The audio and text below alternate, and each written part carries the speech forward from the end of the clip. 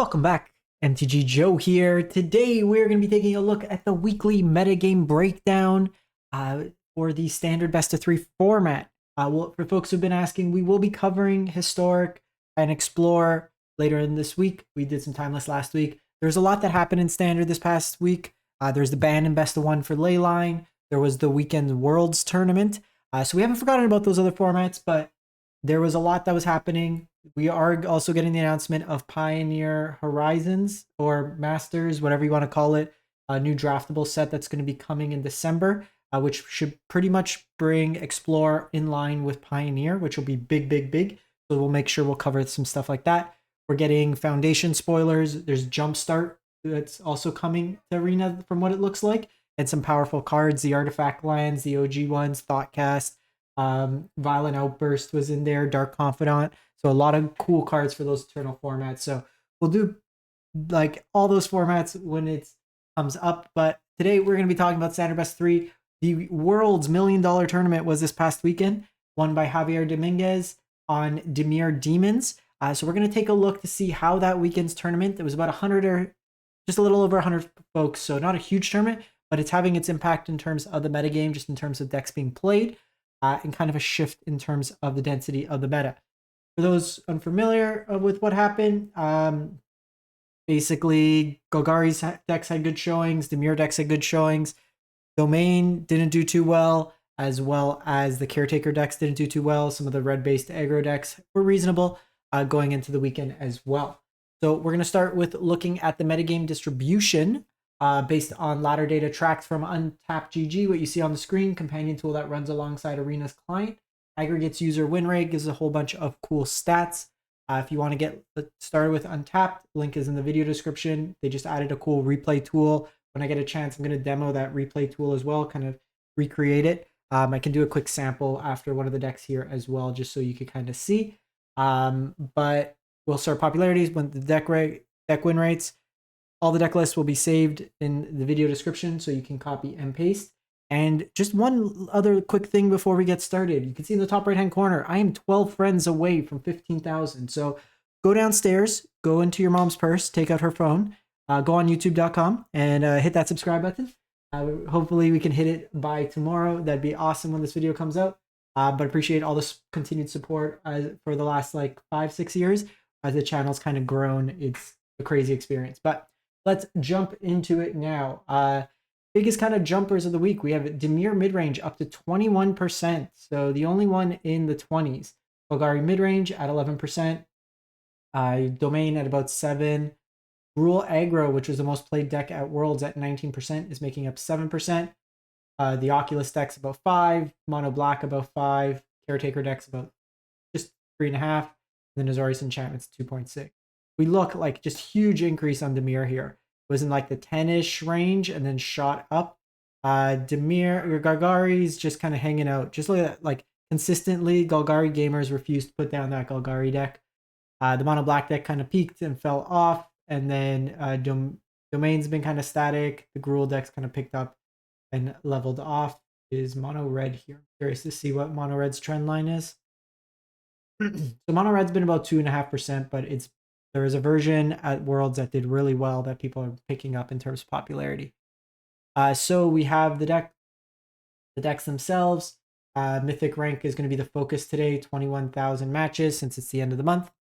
Gruul Aggro does have the highest win rate for the day, or for the week actually. And this one is at 72%.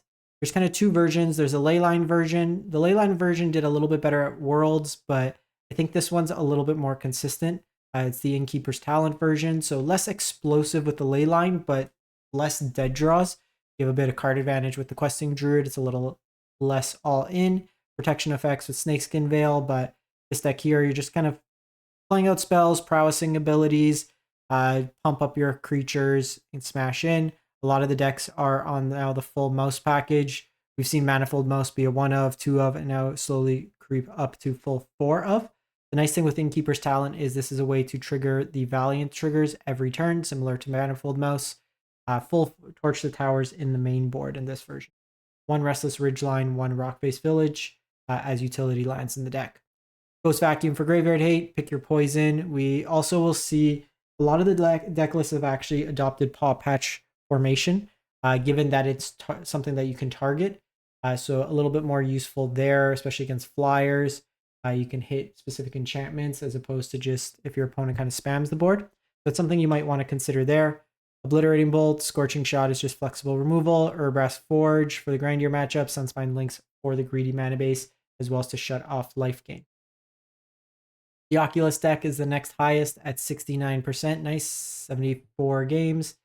This list here, I always make this mention in Best of One, but the Afara's Dispersal is a really nice card. It's interesting that it's 2 of and then 2 into the Flood Maw. I think I would still rather play the full Flood Maw over it. I would just play this as additional copies, but it looks like the configuration's full for Soul Partition.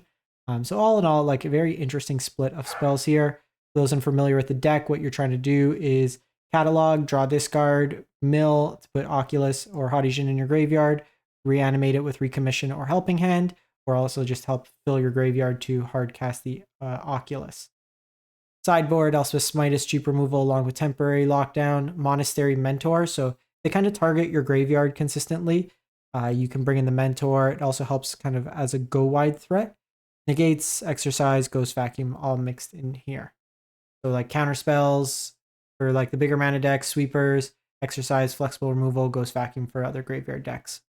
So the mono red deck of the weekend, 69%, 480 games. This list here, the player who was playing it didn't lose a game of standard, like a match, until the semifinals where he lost it was best of 5 for the top 8, lost in 5 against Golgari, but had a crazy run. So you have the mouse package that we've seen, but this one here, notably no Slickshot Show Off, instead playing Screaming Nemesis as your hasty 3-drop.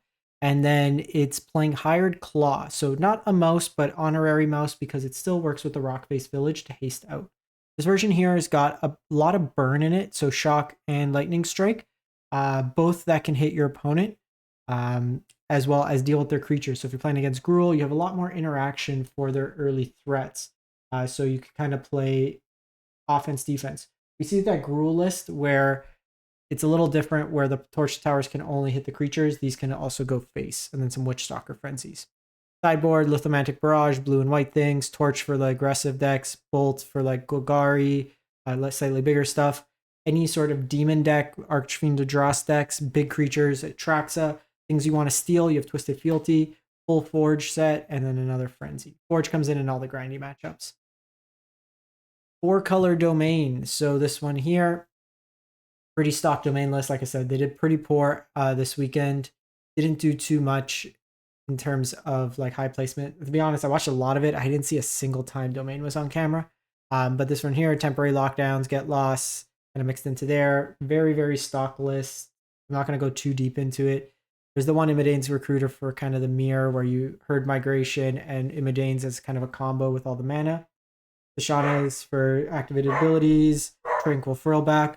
I really think with like, if we see an increase as well with something like the Golgari Ramp deck from Seth Manfield, or even like some of the demon decks, you may want to play Jace's. Just in these like mid-range slog decks, it's really, really good in terms of just like drawing out of your deck is a real like way to lose, and the Jace just helps kind of speed that up.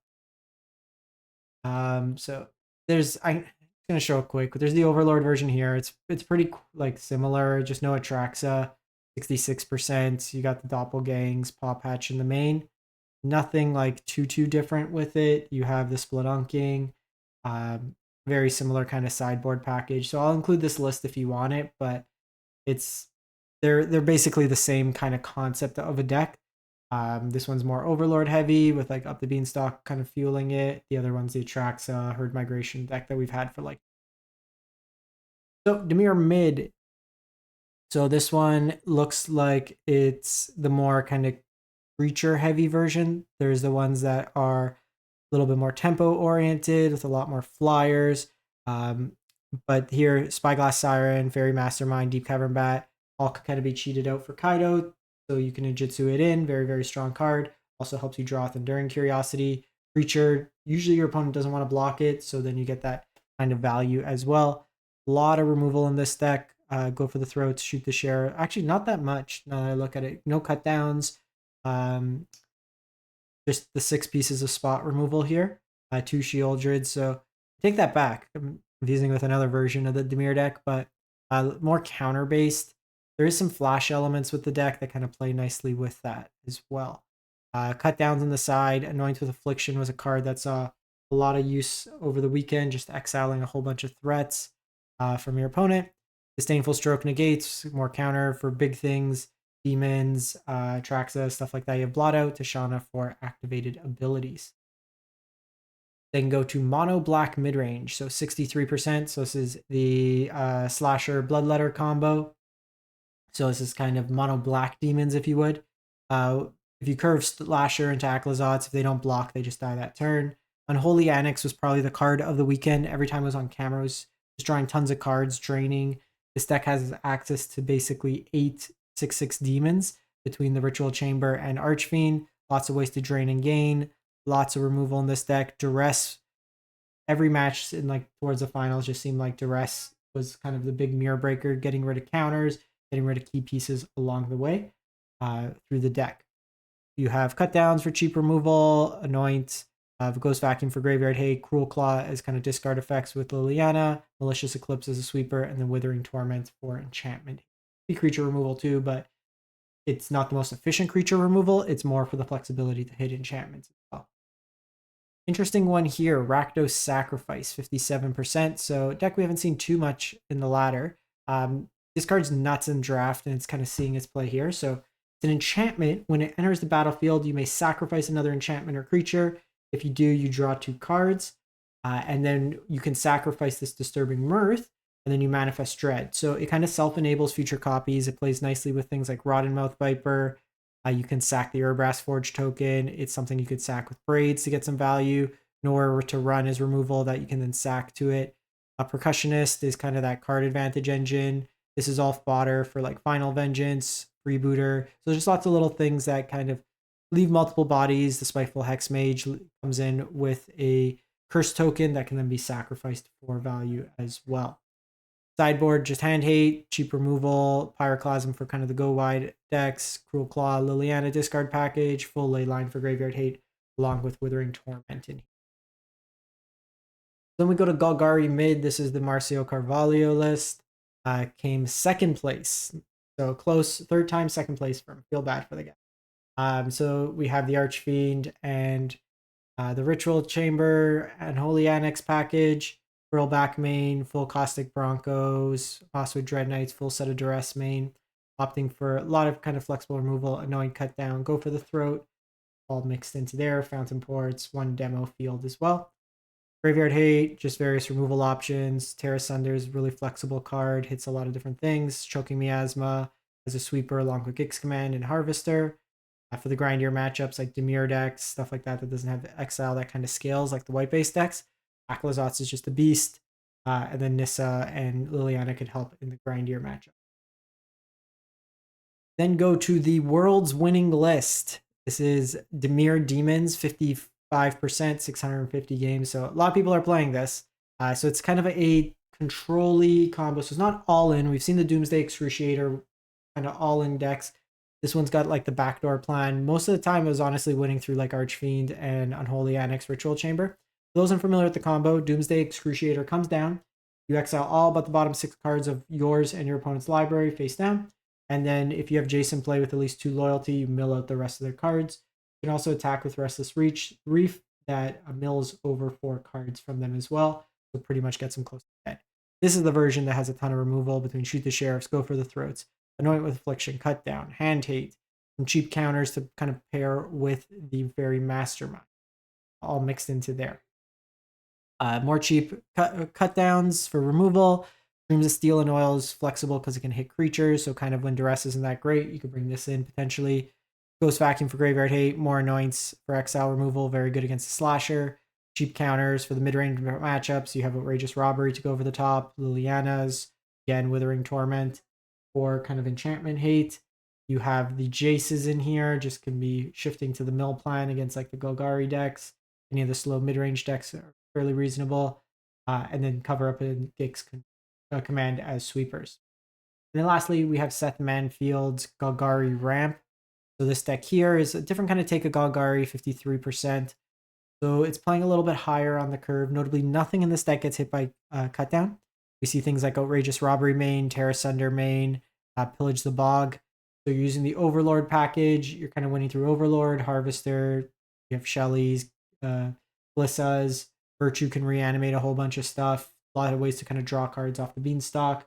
You have the Fountain Ports as well as full Restless Cottage that can kind of grind out your opponent. A lot of one-ups in these sideboards just for flexibilities. Various removal options, hand hate, graveyard hate, hand hate. Just one of bat for the hand hate. Outrageous Robbery, again, Terra Sunder. Flexible removal, blot out. For like big things, frill back, another flexible kind of life gain, blow up enchantments. The end looked really good against like Enduring Curiosity. Just like various creatures. And just take out all those creatures from their deck. Akalazots in here for the grindy mid-range match. Breach goes over the top of like Domain and stuff, similar with this. So that's it for the week. Let me know what you think if you've been playing any of the lists. If you're gonna convince me that the mono red deck is legit and I have to buy paper copies of Screaming Nemesis, let me know in the comments. And if, like I said, if you haven't done so, greatly appreciate it if you can subscribe. We are 12 away. So thanks for watching. Have a great one.